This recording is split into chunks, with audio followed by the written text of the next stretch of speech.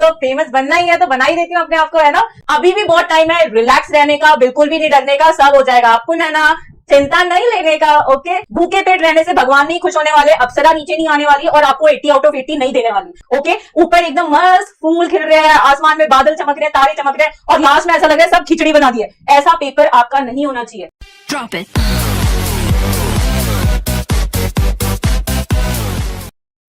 Hello बच्चों, हाय बच्चों, this is me back again, that is Neha from SGCA। I know आपने मुझे पहले देखा होगा जहां पे मैंने आपको इंग्लिश का HSC 12th का पूरा सिलेबस पढ़ाया था। जिनने नहीं देखा उनके लिए एक इंट्रो दे देती हूँ भाई, क्या ही है, अब तो फेमस बनना ही है तो बना ही देती हूँ अपने आप को, है ना।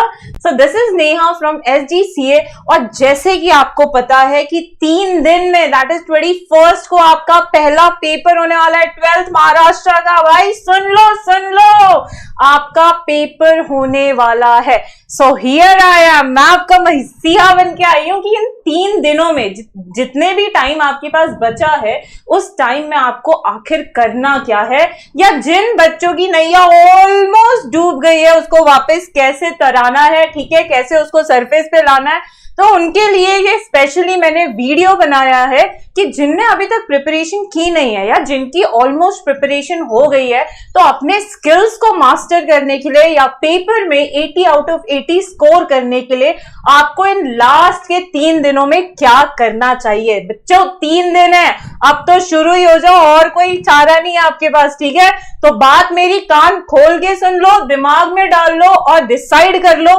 कि अब तो मुझे 80 आउट ऑफ 80 लाना ही है और मैं लाके रहूंगा ही, ओके। अब देखो बच्चों, अगर पेपर में स्कोर करना है या किसी आपको कोई, चलो पेपर तो जाने ही दो, अगर आपको कोई अच्छी बिल्डिंग बनाना, अगर आप कोई आर्किटेक्चर हो और आपको मस्त एकदम मस्त बिल्डिंग बनानी है, तो जब तक आप उसका प्लान नहीं जानोगे, जब तक आप उसका बेस नहीं डिसाइड करोगे, तब तक अच्छी बिल्डिंग बना पाओगे क्या।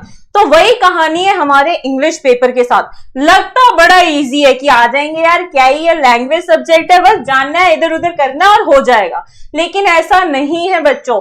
आई अग्री दैट इंग्लिश का पेपर इजी होता है, बट इसमें भी स्कोर करना बहुत डिफिकल्ट होता है। और चलो डिफिकल्ट तो होता है, बट एज कंपेयर टू बाकी सब्जेक्ट्स में इजी हो जाता है, क्योंकि यहाँ पे कोई न्यूमेरिकल नहीं होते, यहाँ पे कोई ऐसा सॉल्विंग पार्ट नहीं होता जहां पे आपको लॉजिकल थिंकिंग लगानी होती है। यहाँ पे सिर्फ आपको अपनी इमेजिनेटिव पावर और क्रिएटिविटी दिखानी होती है, जो सारे बच्चे अग्री करेंगे सबके पास होती है।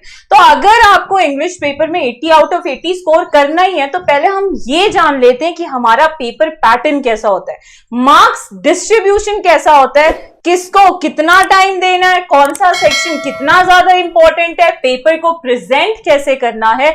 ये सारे पॉइंट्स मैं आपको आज इस वीडियो में क्लियर कर दूंगी, ताकि आपके इंग्लिश पेपर में आपको 80 आउट ऑफ 80 मिल जाए। तो सबसे पहले जान लेते हैं, देखो मार्क्स डिस्ट्रीब्यूशन कैसा होता है। आपको ये बात तो अभी तक पता होनी चाहिए कि आपका जो पेपर रहता है, रिटन पेपर जो रहता है, वो टोटल 80 मार्क्स का होता है, जिसके लिए हमें जो टाइम अलॉटेड होता है दैट इज 3 आवर्स। बहुत टाइम है बच्चों, 80 मार्क्स के लिए मैं कहूंगी बहुत ज्यादा इनफ टाइम है। इनफ आपको तब ये लगेगा टाइम जब आपका प्रॉपर टाइम मैनेजमेंट होगा। तो देख लेते हैं एक बार मार्क्स डिस्ट्रीब्यूशन सेक्शन वाइज। तो आपके टोटल नंबर ऑफ सेक्शन 4 होते हैं, टोटल नंबर ऑफ सेक्शन 4 होते हैं, जिसमें आपका पहला सेक्शन का नाम होता है प्रोज, पहले सेक्शन का नाम होता है प्रोज। अब इस सेक्शन का टोटल जो मार्क्स होता है अलॉटेड दैट इज 34 मार्क्स। बहुत ही ज्यादा है बच्चों, 80 में से 34 मार्क्स एक सेक्शन के लिए बहुत ही ज्यादा है। पहला क्वेश्चन आपका होता है 16 मार्क्स का, जैसे कि मैंने स्लाइड पे लिखा है, और दूसरा क्वेश्चन होता है 18 मार्क्स का। ये हो गया आपका सेक्शन नंबर 1। अब हमारा सेक्शन नंबर 2 कौन सा होता है, तो ये होता है पोएट्री का। अब पोएट्री में भी सेम पैटर्न होता है सेक्शन नंबर 1 में, जहां पे आपके 2 क्वेश्चंस आपको देखने को मिलेंगे। सबसे पहला होगा या तो सीन या अनसीन, उस पे आपको कुछ छोटे छोटे 2-2 मार्क्स के क्वेश्चन पूछे जाएंगे, राउंड ऑफ 10 मार्क्स के। और दूसरा आपका पोएम होगा सीन, आपकी बुक का पोएम, जिसपे कंपल्सरीली कौन सा क्वेश्चन आएगा, अप्रिसिएशन का। तो सुन लो मेरी बात, अगर आपने प्रिपरेशन नहीं किया है अभी तक, तो कम से कम लास्ट टाइम जो है, लास्ट टाइम मतलब 3 दिन में जो भी आपके पास टाइम है, उसमें सारी पोएम्स का अप्रिसिएशन याद कर लो। क्यों? क्योंकि ये 100% आने ही वाला है। और आपके 4 मार्क्स आपके हाथ में आ जाएंगे। ठीक है, तो ये हो गया हमारे सेक्शन नंबर 2 के बारे में जो था पोएट्री। अब देखो नेक्स्ट आता है हमारा section number 3 that is writing skills. बहुत ही ज्यादा इंपॉर्टेंट सेक्शन जिसमें कि बहुत ज्यादा क्वेश्चंस आते हैं। तो अब आप पूछोगे इस सेक्शन में है ही ऐसा क्या जिसमें हमें ऑप्शन देखने को मिल रहे हैं? तो बेटा आपने अपने 11th और 12th में जितने राइटिंग स्किल्स पढ़े थे वो सारे राइटिंग स्किल्स के बारे में आपको इस क्वेश्चन में दिया जाएगा, इस सेक्शन में दिया जाएगा। अब देखो सेक्शन में डिस्ट्रीब्यूशन ऑफ मार्क्स, तो इस सेक्शन में राइटिंग स्किल्स के सेक्शन में आपके 4 क्वेश्चन आते हैं, 4 question of 4 marks each. Her question 4-4 marks का रहेगा और वो आपके राइटिंग स्किल पे ही बेस्ड रहेगा। यहाँ पे और कुछ पूछा ही नहीं जाएगा, सिर्फ और सिर्फ राइटिंग स्किल पे बेस्ड रहेगा। और 11th और 12th के मिला के जितने राइटिंग स्किल्स है उसके बीच में आपको ऑप्शन दिए जाएंगे। आपके जो राइटिंग स्किल्स का पार्ट है वो भी एक कंपल्सरीली क्वेश्चन है। तो बेटा शुरू हो जाओ अभी राइटिंग स्किल्स पढ़ना। क्यों? क्योंकि ये भी 100% आने ही वाला है। ठीक है, तो ये थी सारी बातें हमारी सेक्शन नंबर 3 की। अब आते हैं सेक्शन नंबर 4 पे। तो सेक्शन नंबर 4 जो है वो आपका लिटरेरी जॉनर है। मतलब क्या कि जो आपने चैप्टर्स पढ़े हैं, जो आपने 4 नॉवेल्स पढ़े हैं, उस पे बेसिस आपसे क्वेश्चन पूछे जाएंगे, उस पे बेसिस आपसे क्वेश्चन पूछे जाएंगे। तो ये था बेटा पेपर का मार्क्स डिस्ट्रीब्यूशन कि कौन सा सेक्शन में कितने क्वेश्चन होते हैं और हर क्वेश्चन के कितने मार्क्स होते हैं। चलो तो अब आते हैं टाइम मैनेज करना कैसे, या टाइम के बारे में उनको डिस्ट्रीब्यूट करना कैसे है हर क्वेश्चन वाइज। तो आपके सेक्शन नंबर 1 में 2 पैसेजेस आएंगे, एक सीन आएगा, एक अनसीन आएगा। तो क्वेश्चन नंबर 1 में जो होता है वो आपका अनसीन पैसेज होता है जिसके लिए आप 20 मिनट्स रखेंगे, round about 6 to 8 minutes reading के लिए और बाकी के बचे 12 मिनट आपके क्वेश्चन अटेम्प्ट करने के लिए।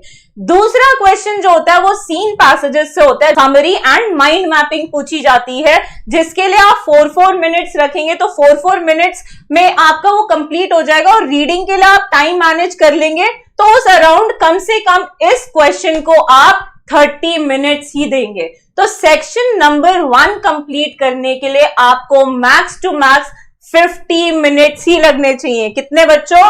50 मिनट्स। अब टोटल टाइम कितना है? तो 3 आवर्स। 3 आवर्स मतलब 180 मिनट्स। तो अगर आप टाइम रिमेनिंग देखोगे, बचा हुआ टाइम देखोगे, तो 180 माइनस 50 कितना हो जाएगा बेटा? 130। अभी भी आपके पास बहुत टाइम है।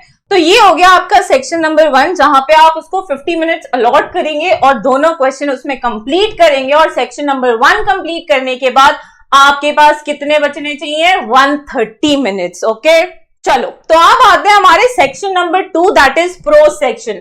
बच्चा ये कोई इतना लंबा सेक्शन नहीं है, बहुत लेंथी सेक्शन नहीं है, आसानी से हो जाएगा। और आसानी कहां मिलती है? जब आपको सीन एक्सट्रैक्ट दिया जाता है अपनी बुक से। तो यहाँ पे 2 क्वेश्चन आएंगे जहां पे क्वेश्चन नंबर 1 में आपका अनसीन पोएम दिया जाएगा, मतलब आपने कहीं देखा नहीं होगा, कहीं बाहर से दिया जाएगा और उस पे 5 क्वेश्चन पूछे जाएंगे 2 मार्क्स ईच के। तो इस तरह उसके 10 मार्क्स हो गए। तो मैक्सिमम उसको कितना टाइम देना है? 10 मिनट्स। अब क्वेश्चन नंबर 2 जो होता है वो आपका सीन एक्सट्रैक्ट होता है और क्वेश्चन नंबर 2 जो रहेगा वो कंपल्सरीली आपका अप्रिसिएशन रहेगा। तो अप्रिसिएशन पहले से याद कर लो, टाइम बचाने में बहुत आसानी होगी। तो यहां पे जो मैंने 5 मिनट लिखे हैं क्वेश्चन नंबर 2 को, ये अज्यूम करके लिखा है कि आपको अप्रिसिएशन ऑलरेडी पता है। तो इस तरह जब आप ये क्वेश्चन नंबर 2 इनके 1 और 2 कंप्लीट करोगे सेक्शन नंबर 2 का, तो आपको 15 मिनट में वो सेक्शन खत्म करना है। सेक्शन नंबर 2 बच्चों कितने में खत्म करना है? Only in 15 minutes. तो पहले आपका 130 मिनट्स बचा था, उसमें 15 मिनट्स आपने ले लिए सेक्शन नंबर 2 कंप्लीट करने के लिए। तो अब आपके पास कितना टाइम बचा है? 115 मिनट्स। अभी भी बहुत टाइम है, कोई टेंशन लेने की जरूरत नहीं है। तो अब आते हैं हमारे section number 3 that is writing skills. ये थोड़ा लेंदी हो सकता है बच्चों, ये थोड़ा कुछ अगर हर के पर्सपेक्टिव से देखूं तो ये सेक्शन थोड़ा लेंदी हो सकता है, तो इसको हमें आराम से एकदम काम एंड कंपोज होके लिखना है। क्यों? क्योंकि एक जो पहला सेक्शन आपको मिलेगा जहां पे आपको थोड़ा सा सोचना पड़ेगा। क्यों? क्योंकि क्वेश्चन कैसे भी आ सकते हैं, कहीं से भी बन सकते हैं, कैसे भी हो सकते हैं, तो उसमें थोड़ी थिंकिंग जाएगी। इसलिए मैंने यहाँ पे इवन डिस्ट्रीब्यूशन कर दिया है। 4 क्वेश्चन है, 4 मार्क्स के हैं, आपको हर क्वेश्चन को मिनिमम ओनली 10 मिनट्स देने हैं। तो उस हिसाब से आपके इस सेक्शन में जो टाइम ड्यूरेशन हो जाएगा वो हो जाएगा 40 मिनट्स का। इस सेक्शन को कंप्लीट करने के लिए कितने मिनट्स लगने चाहिए? Max to max 40 minutes. इससे कम लगे कोई दिक्कत नहीं है, इससे ज्यादा लगे तो दिक्कत है, ठीक है? वहां पे इश्यू हो जाएगा टाइम मैनेजमेंट का। तो try to complete your section number 3 considering writing skills है in only 40 minutes, in only 40 minutes. अब देखो, पहले 2 सेक्शन कंप्लीट करने के बाद हमारे पास ओनली 115 मिनट्स थे। अब इस टाइम में से मैं अगर सेक्शन नंबर 3 का टाइम माइनस कर दूं तो हमारे हाथ में सिर्फ 75 मिनट्स रह जाएंगे। कितने बच्चों? 75। चलो अब आते हैं हमारे सेक्शन नंबर 4 में। बच्चों यहाँ पे थोड़ी राइटिंग मिस्टेक हो गई थी, तो ये है हमारा सेक्शन नंबर 4 जो कि होता है literary genre, that is novel पे। तो यहाँ पे भी आपको 4 क्वेश्चन देखने को मिलेंगे। अब 4 मेन क्वेश्चंस में सब क्वेश्चंस भी होंगे 2-2 मार्क्स के, तो इसके लिए भी जो टाइम अलॉटमेंट है वो है आपका 10 मिनट्स फॉर ईच क्वेश्चन। अब 10 मिनट्स फॉर ईच क्वेश्चन, तो 4 क्वेश्चन के लिए आपको लगने चाहिए मैक्स टू मैक्स 40 मिनट्स। और ये आसानी से हो जाएगा। क्यों? क्योंकि इसकी बैकग्राउंड स्टोरी, इसका आंसर आपको ऑलरेडी माइंड में होगा, बस ऑन द स्पॉट आपको वो फ्रेम करके या याद करके लिखना है। तो इस सेक्शन के लिए I have allotted maximum time, इससे ज्यादा आपको टाइम देना ही नहीं है। अब देखो, सेक्शन नंबर जब हमने 3 कंप्लीट किया था तो उसमें हमारे पास हाथ में कितने मिनट्स बचे थे? Only 75 minutes. अब 75 मिनट्स में इस सेक्शन का जब हम 40 मिनट्स माइनस कर देते हैं तो अभी भी हमारे हाथ में 35 मिनट्स बच्चों बचे रहते हैं। और ये बहुत ही ज्यादा इंपॉर्टेंट टाइम है। मतलब क्या कि जब आपका पेपर कंप्लीट हो जाएगा for the very first time और आप घड़ी घुमा के देखोगे तो इंश्योर कि आपके पास अभी भी 30 to 35 मिनट्स बचे हैं। तो आप क्वेश्चन आता है कि उस 35 मिनट्स में करें तो करें क्या? तो 35 मिनट्स में देखो बच्चों, मैंने एक बफर टाइम रख रखा है for section number 2 and section number 3। Buffer time कहने का मतलब क्या कि कभी कभी किसी बच्चों का थोड़ा ज्यादा टाइम लग सकता है, कभी कभी किसी बच्चों का कम टाइम लग सकता है, तो वो जो बफरिंग हो रही है ना उसमें आप लेके चल सकते हो। तो सेक्शन नंबर 2 के लिए 10 मिनट्स आप बफर टाइम रख लो और सेक्शन नंबर 3 के लिए मैक्स टू मैक्स 5 मिनट्स आप बफर टाइम रख दो। चलो, तो अब आप जब बफर टाइम अपने रिमेनिंग टाइम से हटा दोगे तो अभी भी आपके पास एकदम क्रूशियल 20 मिनट्स हैं। अब इस 20 मिनट्स में कभी ये मत करना कि मेरा ये आंसर गलत हो गया तो कट करके वापस लिखता हूं। These 20 minutes are for revising your paper. Do not forget to revise your paper. और ये 20 मिनट सिर्फ रिवाइजिंग के नाम पे ही लिखे हुए हैं, तो कभी भी ऐसा मत करना कि यार रिवाइज बाद में कर लूंगा, देख लूंगा, अभी लिख ही दिया है, सही लिखा होगा, ऐसा सोच के मत चलो। क्यों? क्योंकि लैंग्वेज पेपर में क्या होता है, हम जल्दी जल्दी सोचते हैं और धीरे धीरे लिखते हैं, जिसके वजह से हम वर्ड्स स्किप कर जाते हैं, ना चाहते हुए भी वर्ड्स स्किप कर जाते हैं। तो please fix these 20 minutes of your time for revising the paper and correcting it.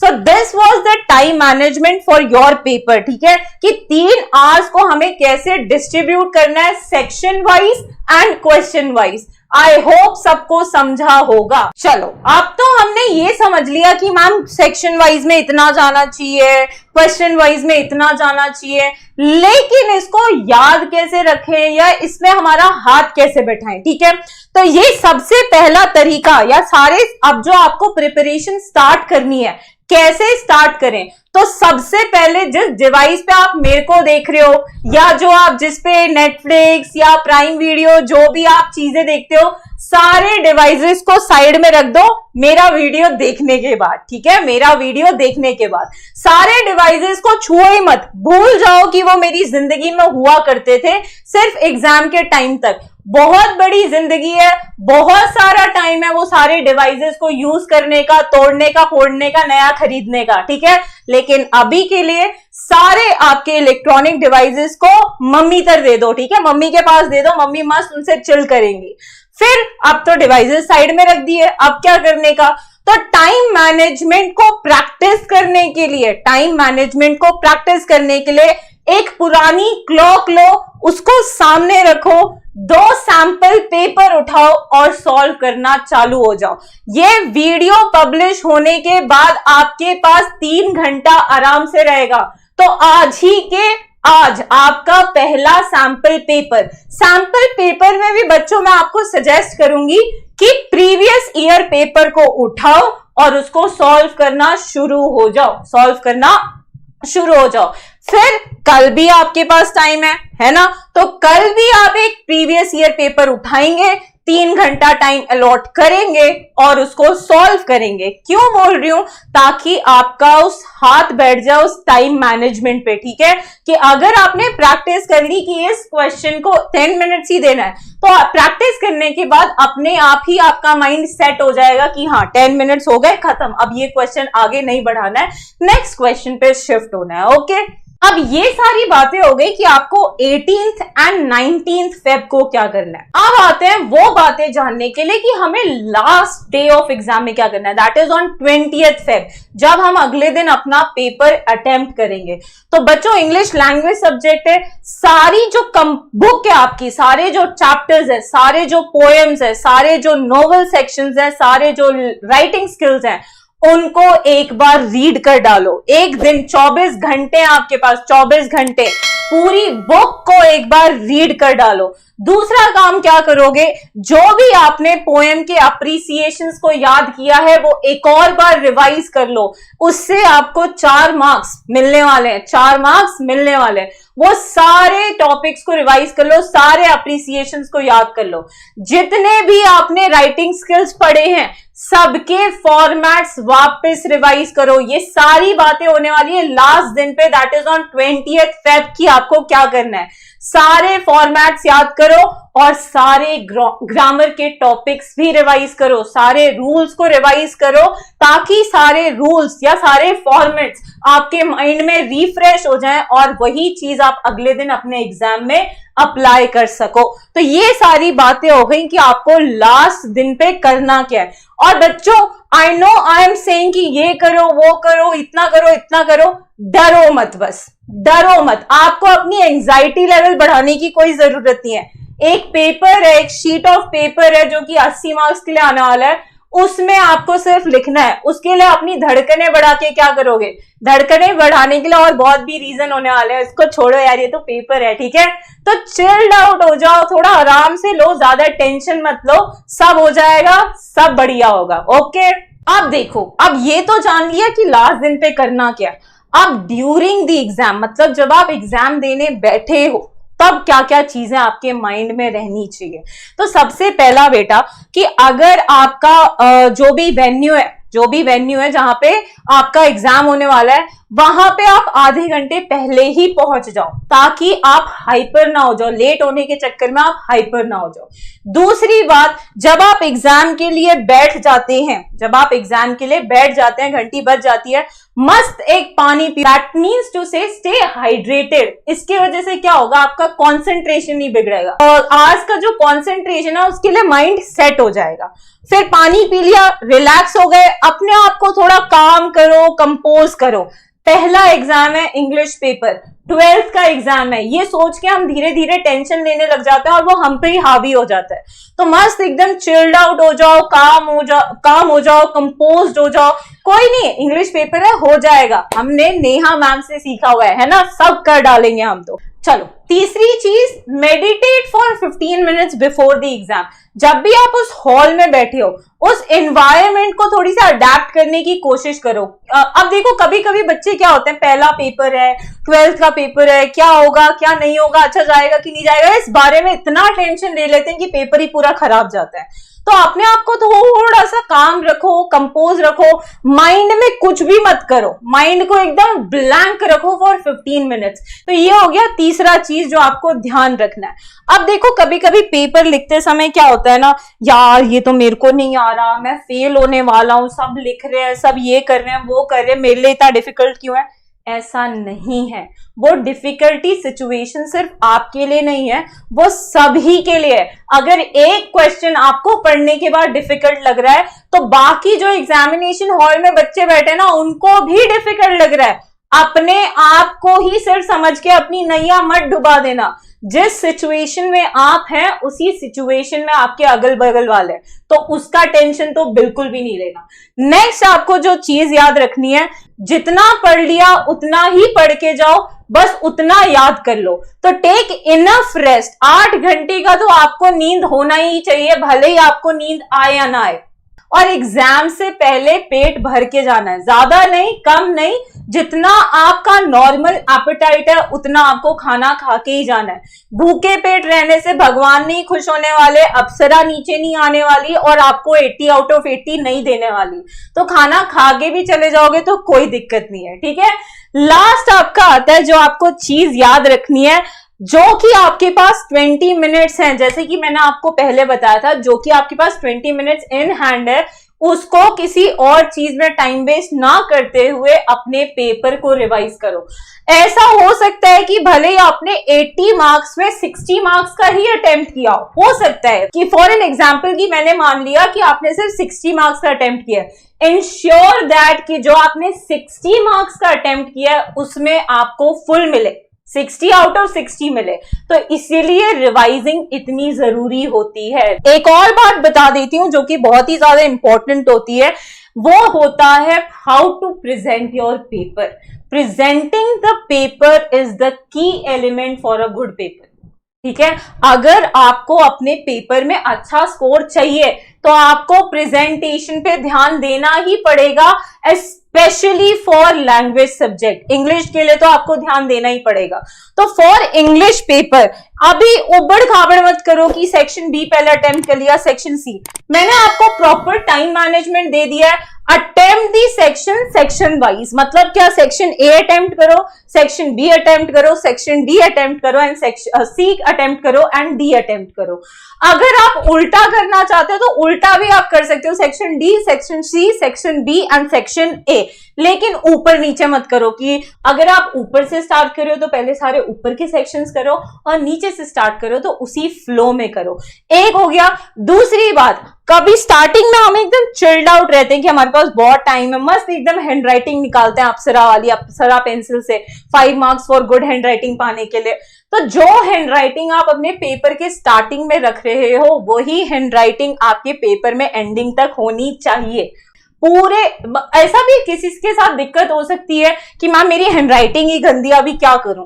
बेटा हैंडराइटिंग कभी गंदी नहीं होती, it's the way how you present, ठीक है। अगर आपका आंसर खत्म हो गया तो एक लाइन मार दो, एक सेक्शन खत्म हो गया तो डबल लाइन मार दो। वो पेपर प्रेजेंटेशन से आपका दिखेगा कि हैंडराइटिंग कैसी है, ठीक है। तो ये जो था, ये point two present your paper neatly, ये बहुत ही ज्यादा इंपॉर्टेंट है for your English exam. Last चीज बोलूंगी, जिसने अभी तक प्रिपरेशन की है या नहीं की है, आप अभी भी कर सकते हैं। सिर्फ आपको अपने आप पे बिलीफ होना चाहिए, एक विश्वास होना चाहिए। Yes, I can do it and I know you can do it. So give me that feeling, yes you can do it। मस्त एकदम फुल मार्क्स लाओ और एक मेरे को स्क्रीनशॉट भेजो, देखो मैम मेरा इंग्लिश पेपर 80 आउट ऑफ 80, ऐसा देखो, मुझे ये ऐसा फोटो चाहिए आपका with a smiling face and I know you can do it। Just believe in yourself and just believe that you can do it। So that's the wrap for today and these were the some tricks to apply in your English paper and last minute to do things, okay? So bye bye for now। अगर आपको अभी भी कुछ doubt है तो आप नीचे comments में पूछ सकते हैं, आपको रिप्लाई मिल जाएगा। टेंशन मत लो, मस्त चिल्ड आउट रहो, छोले भटूरे खाओ और एग्जाम की तैयारी करो। बाय बाय बच्चों, अंटिल नेक्स्ट टाइम, बाय।